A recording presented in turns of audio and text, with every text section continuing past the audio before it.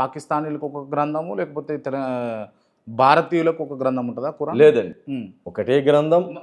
1400 సంవత్సరాల ముందు ఏ దైవ గ్రంథం అయితే అల్లా సుబ్హానహు వ తఆలా ఆకాశం నుంచి అవతరింపజేశాడో అదే దైవ గ్రంథం ఇప్పటి వరకు ఉంది. అప్పటి నుంచి ఇప్పటి వరకు దైవ గ్రంథం. ఇప్పుడు ఎంతోమంది బుక్స్ రాశారు, 100 సంవత్సరాల తర్వాత బుక్స్ మట్టిలో కలిసిపోయాయి.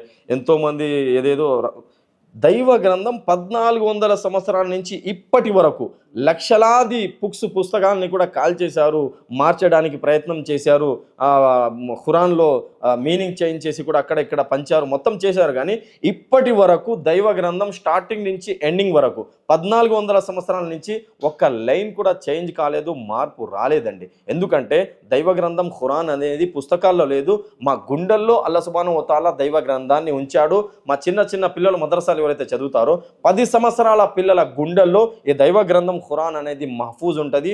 వాళ్ళు అంటే బైహార్ట్ చేస్తారు కదా, చూడకుండా పూర్తి ఖురాన్ మా గుండెల్లో ఉందండి.